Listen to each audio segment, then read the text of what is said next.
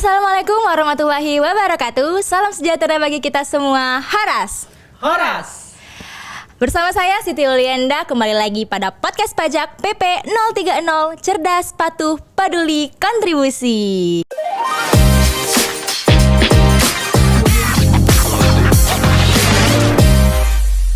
Baik, podcast kita kali ini akan membahas mengenai Peraturan Menteri Keuangan Nomor 41 Tahun 2023 yang mengatur mengenai pajak pertambahan nilai atas penyerahan agunan yang diambil alih oleh kreditur kepada pembeli agunan.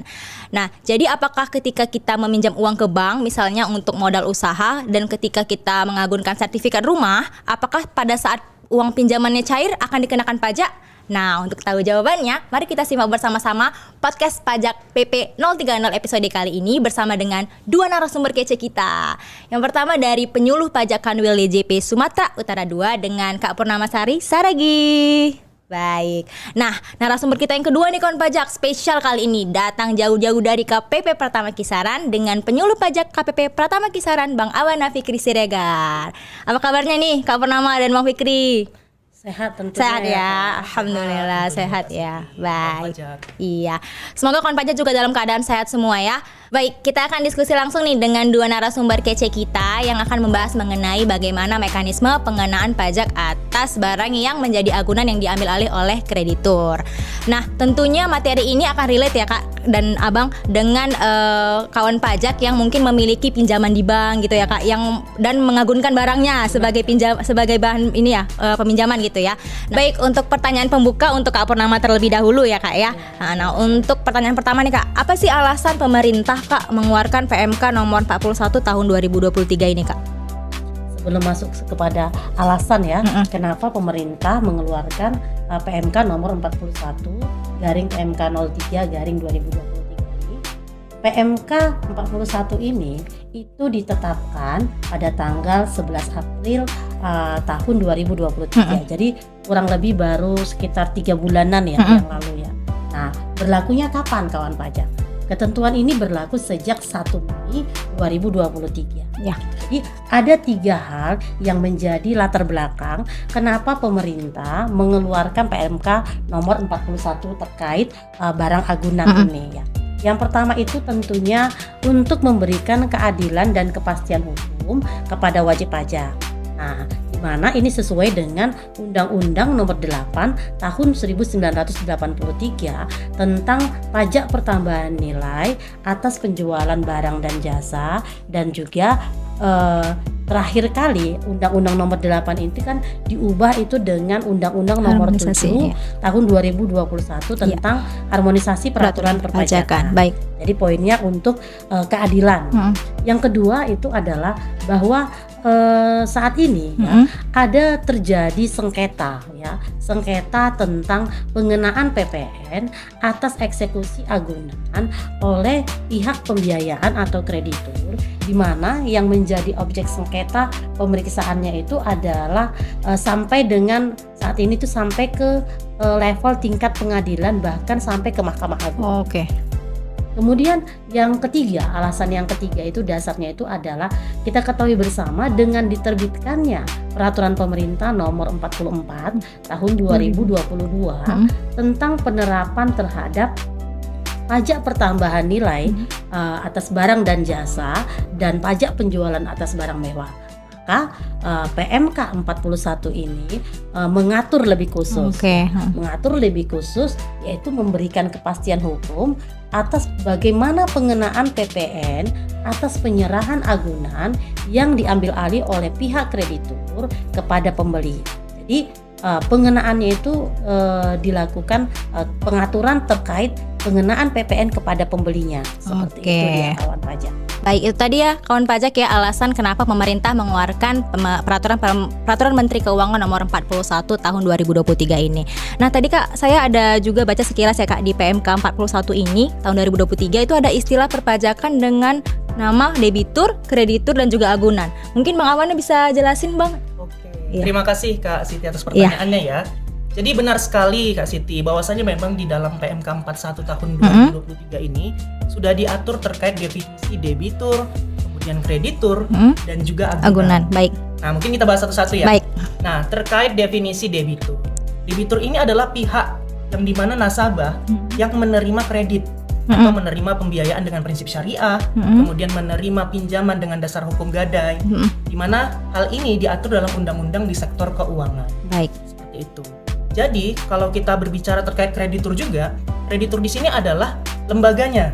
Oh, Jadi, baik, lembaga keuangan yang memberikan kreditnya, ya, memberikan Benar-benar. pinjamannya, kemudian memberikan pembiayaannya, di mana hal ini juga diatur di Undang-Undang Sektor Keuangan. Baik. Nah, kalau contoh kreditur itu sendiri adalah seperti bank, Oh iya, lembaga pembiayaan, lembaga keuangan, ataupun pegadaian. pegadaian, benar-benar. Nah, sedangkan terkait agunan nih, kawan pajak, Kak Siti juga ya. Iya. Terkait agunan itu sendiri adalah barangnya. Ya. Oh, oke. Jaminan tambahan berupa barang untuk mendapatkan kredit Kredit, tersebut, oke. pembiayaan tersebut, dan juga pinjaman tersebut. Baik. Nah, hal ini juga diatur di Undang-Undang Sektor Keuangan. Contoh agunan atau jaminan tambahannya apa saja? Misalnya kendaraan, kemudian tanah dan bangunan, alat elektronik. Oh, alat elektronik bisa ya, Bang ya? Bisa. Oke. Yang bentuk Laptop barang bisa. ya. Yang bentuk barang. Kalau laptop Oh, laptop bisa juga ya. Bentuk barang, Bentuk ya. barang ya. Jadi misalnya emas batangan dan Oke, sebagainya. dan Jadi sebagainya. kira-kira seperti itu ya kawan pajak definisi terkait debitur, kreditur, Dan juga agunan nih kawan pajak. Nah itu. Nah untuk pertanyaan selanjutnya kembali untuk Kak Purnama. Nah untuk mekanisme pengenaan PPN-nya sendiri bagaimana Kak? Nah terus tadi seperti pertanyaan di awal tadi Kak, jadi ketika kita meminjam uang nih Kak ke bank misalnya untuk modal usaha dan kita mengagunkan misalnya sertifikat rumah. Nah apa pada saat kita mendapatkan cairan pinjaman itu kita langsung dikenain pajak gitu Kak? Oh gitu ya. Ya, gimana Kak? Coba Kak. Ya, jadi kawan pajak benar sekali ya, bagus sekali nih pertanyaan Iya. Kak Siti tadi, dan ini juga pasti tentunya mewakili Pertanyaan para, dari iya, kawan iya pajak benar. tadi. Nah kalau kita udah meminjam uang, kita aja istilahnya udah mau pinjam karena nggak punya uang. Iya kita benar. dikenain Nah pajak. benar itu Kak. Gimana itu Kak? Coba. Lebih bagus bayarnya. Banyak dong bayarnya. Nah, Benar, benar, jadi benar. bukan seperti itu ya Iya. kawan pajak ya. Jadi mekanisme pemungutan PPN atas barang agunan yang diatur di dalam PMK 41 tahun 2023 ini adalah bahwa ketika kita melakukan peminjaman ya, dalam hal ini tentunya kita sebagai debitur, disebut Ya, sebagai debitur, peminjam ya, pihak Kak, yang ya. melakukan peminjaman, kita minjam uang kepada kreditur, kepada lembaga pembiayaan seperti Iya. yang disebutkan Bang Awana Iya. tadi ya, bisa dalam bentuk bank, bisa dalam bentuk lembaga pembiayaan, Pembiayaan, uh, pegadaian leasing tadi ya Kak ya. Pegadaian. misalnya. Nah, ketika kita meminjam dan pada saat kredit kita cair, Iya. ya uangnya cair ke rekening si peminjam, pada saat itu kan kita mengagunkan rumah kita, Misalnya gitu ya. sertifikat rumah, Yap, misalnya. benar. Maka pada saat itu tidak dikenai pajak. Oh, nggak langsung ya Kak ya? Ya, Oke. jadi bukan pada saat kita terima uang hasil pinjaman itu kita dikenai pajak. Jadi Oke. bukan di situ. Bukan itu maksudnya ya Bukan Kak di berarti situ ya. Oke. maksudnya. Jadi bukan di situ dikenakan. Nah, pengenaan PPN atas agunan ini terjadi kalau si debitur, yaitu si peminjam, kita sebagai peminjam itu mengalami gagal bayar.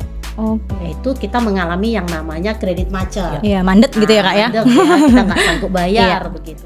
Nah, tentunya oleh pihak bank atas barang agunan tadi dia akan melakukan lelang. Oke. Nah, Atas Rumah yang kita Iya, agunkan oh, seperti dia itu. akan lelang atau dia akan melakukan proses penjualan di mana rumah tersebut akan dijual oleh si pihak bank kepada pihak lain.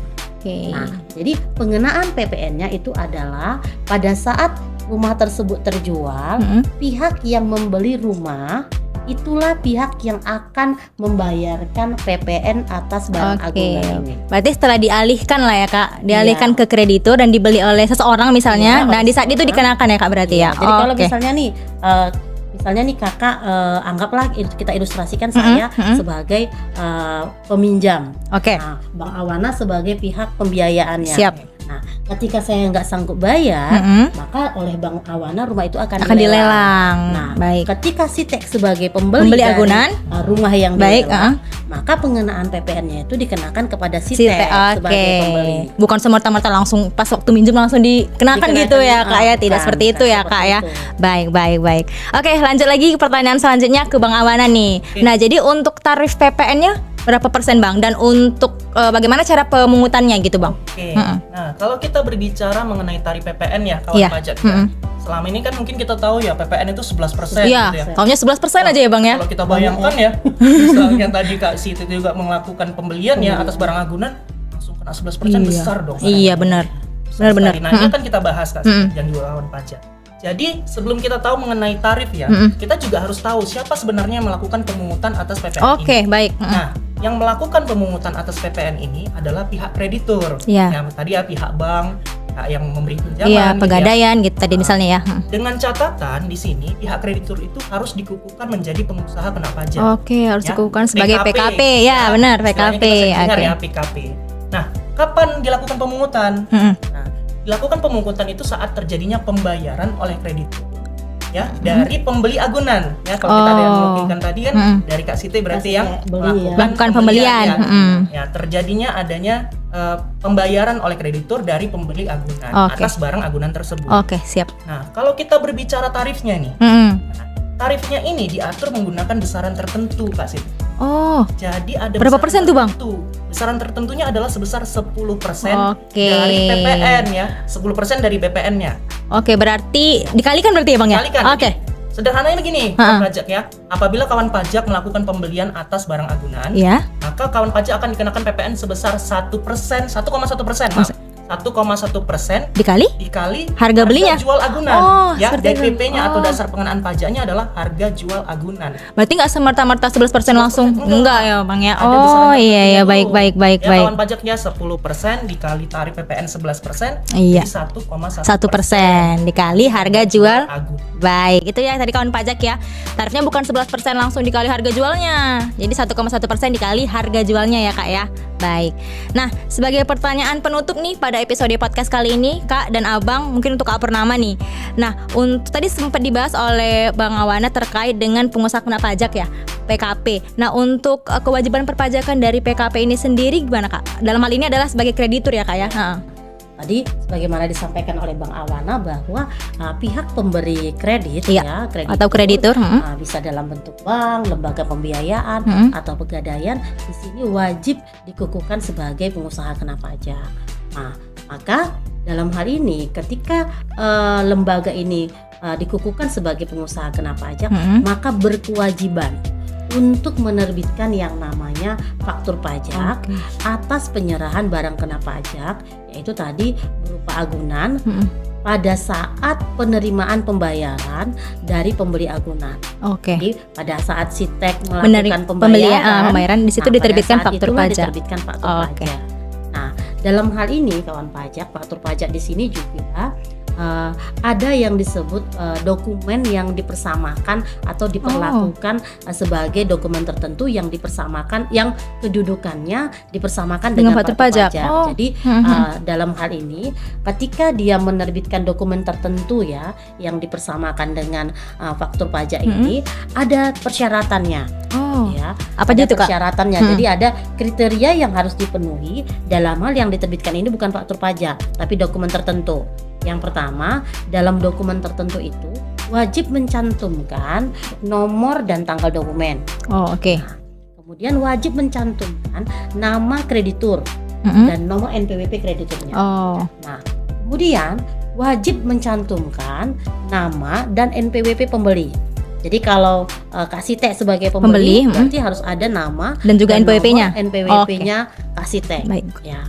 Kemudian wajib juga mencantumkan kriteria atau keterangan barang kena pajak yang dijual. Jadi kalau misalnya rumah dicantumkan nih keterangannya rumah, luas bangunannya berapa, luas tanahnya berapa gitu ya Kak, harus misalnya dengan jelas dia ya. tipe 54 atau tipe 70 misalnya gitu ya. Nah, kemudian juga wajib mencantumkan dasar pengenaan pajaknya, nilai DPP-nya berapa, dan mencantumkan berapa nilai PPN yang menjadi kewajiban dari si pembeli untuk dilakukan pembayaran. Oh, oke. Gitu. Jadi harus lengkap dokumennya. Nah, itu tadi ya Kak ya. Dan yang terakhir nih, Yap, jadi apa tuh, bukan hanya buat dokumen dong. Oh, jadi Kak, iya. kirain setelah buat dokumen langsung selesai gitu ya Kak ya. Ini Oh, setelah dokumen nih. Oh, iya. Wajib juga dilakukan penagihan ataupun pembayaran PPN-nya. Oke. Jadi dengan besaran itu 1,1% 1% dari Baik. nilai DPP, Baik. nilai penjualannya. Begitu Baik, dia. begitu ya. Baik, begitu kawan pajak, jelas sekali penjelasan dari Bang Fikri dan juga Kak Purnama mengenai peraturan Menteri Keuangan nomor 41 tahun 2023 ini. Nah, untuk Kak Purnama atau Bang Awana nih ada pesan yang mau disampaikan mungkin terakhir Oke, mungkin sebelum kita tutup podcast kita? ya. Mungkin begini Kak Siti Iya. dan juga kawan pajak ya. Jadi kawan pajak selalu ikuti media sosial kami ya. Oke, Karena kami benar. kan selalu memberikan informasi dan pengetahuan ya terkait Yaps. perpajakan. Terutama kita ngikutin podcast kita dong ya. Iya, tentunya di Nah, YouTube ada kan terus Will. update Yap, terus ya. benar sekali, Nah, Bang. dan kawan pajak juga bisa langsung berkonsultasi dengan kita ya, dengan hadir ke kantor pelayanan pajak. Oke, KPP ya kawan pajak ya. KPP Heeh. Dan perlu diketahui bahwasanya kawan pajak untuk layanan perpajakan itu bersifat gratis. Ya, tidak dipungut biaya apapun ya, Bang ya. Baik, benar sekali itu Jadi kawan nggak pajak. perlu ragu-ragu Kak Sita ya. Iya, untuk baik, datang baik. ke kantor pajak terus konsultasi terkait perpajakannya. Karena semuanya gratis ya, Bang ya. Dan terakhir mungkin kami mengingatkan kepada kawan pajak untuk selalu menjalankan kewajiban perpajakannya, baik itu kewajiban pembayaran maupun pelaporan dengan tepat waktu. Oke, itu kawan pajak pesan dari Bang Awana. Mungkin Kak Purnama ada mau menambahkan sedikit? Saya menambahkan sedikit ya. Boleh, Kak. Kawan Silahkan. pajak, bagi kawan pajak yang belum melakukan pemadanan NIK menjadi Oke. NPWP, ayo segera lakukan pemadanan NIK menjadi NPWP melalui akun DJP online kawan pajak. Oke, itu kawan pajak. Jangan lupa padankan NIK NPWP. Kawan pajak paling lambat kapan tuh, Kak? Paling lambat itu 31 Desember. Oke, akhir tahun ini berarti ya, Kak ya. Nah, akhir tahun ini kawan pajak harus segera nih padankan 1 NIK-nya. Januari 2024 Sudah berubah kita tuh ya, sudah Kak. menggunakan NPWP kita itu sudah menggunakan NIK sebagai nomor NPWP kita. Oh, begitu tuh kawan pajak. Baik, demikianlah podcast pajak pada episode kali ini kawan pajak. Terima kasih Bang Awana Fikri Siregar. Terima kasih Kak Purnama Sadi Saragi. Dan terima kasih juga untuk kawan pajak sekalian yang sudah menonton episode kali ini sampai akhir nih. Jangan lupa like, follow, subscribe semua akun media sosial Kanwil DJP Sumatera Utara 2 dan juga KPP Pertama Kisaran ya, Bang ya. Di Instagram Pajak Sumut 2 dan Instagram Pajak Kisaran. Di sana memuat seluruh informasi perpajakan terkini, terbaru, terupdate pokoknya kawan pajak. Akhir kata saya ucapkan mohon maaf atas segala kesalahan kata dan terima kasih untuk kawan pajak semuanya. Sampai jumpa di podcast pajak selanjutnya. Pajak kuat, Indonesia maju. Bye.